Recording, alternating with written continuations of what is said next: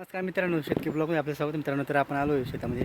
पाहू शकतो मी, आपण सकाळी चारा पाणी वगैरे करून गेलो होतो, परत दुपारी पण केला होता आणि आता संध्याकाळ झाली मित्रांनो.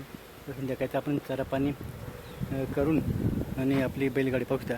ही बैलगाडी घेऊन जाणार मित्रांनो आणि आपले बैल पाहू शकतो मी. तर आपले बैल एकदम चारा वगैरे खाऊन एकदम आरामात आहे, पाहू शकता. आता इथलं जे त्यांच्याजवळ जे घाण पडलेले आहे ते आपण साफसफाई करून जाणार आहे, जेणेकरून आपल्या उद्या सकाळी परत येऊन इथं आपल्याला बांधावं लागणार बैल. म्हणून आपले बैलच्या ठिकाणी जे आपण बैल बांधतो त्या ठिकाणी स्वच्छ पाहिजे. जे काही शेण वगैरे पडलेलं आहे ते आपण आता उचलून साफ करून घेणार आहे.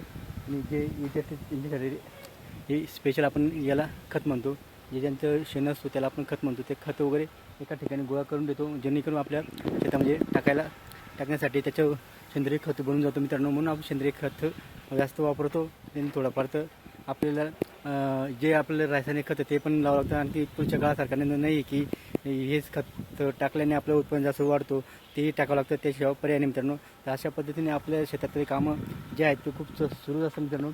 पण आपले रोज बैल इथं बांधतो आपण, पाहू शकतो तुम्ही. असं मोठं उंच झाड आहे लिंबाचं एवढं मोठं झाड आहे मित्रांनो. त्या झाडाखाली एकदम गारगार हवा येते. आता सध्या पावसाचं वातावरण नाही, जे कधी कधी होतं. जर होत असला पाणी पावसाचं वातावरण तर आपण लगेच बैलगाडी घेऊन लगेच आपण बैल घरी घेऊन जातो, जेणेकरून जे झाड आहे झाड केव्हा तुटू शकते हव्याने. म्हणून आपण झाडाखाली केव्हा बांधतो, जेव्हा ते वारा वगैरे कमी असला तर बांधतो. आणि जर वारा जास्त असला तर आपण झाडाखाली बैल बांधत नाही का आपण घरी घेऊन जातो. घरी निवांत त्यांना बांधून चारा खाऊ घालतो मित्रांनो.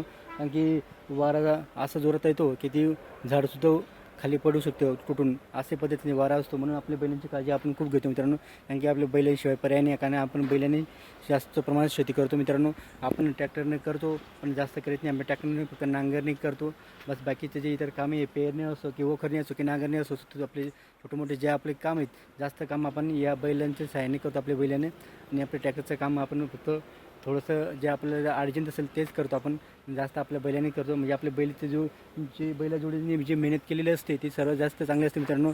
पूर्णपणे आपण वखरणी करून घेतो व्यवस्थित. आणि ट्रॅक्टरने किती केलं मित्रांनो, जे ठिकठिकाणी जे अडचण जागामध्ये तिथं ते ट्रॅक्टरचं खूप काही जागा सोडून जाते, ते आपले बैल सोडत नाही मित्रांनो. आपले बैल पूर्ण काम करून सोडतात. म्हणून आपले बैल शिवाय पर्याय नाही मित्रांनो. जय जवान जय किसान.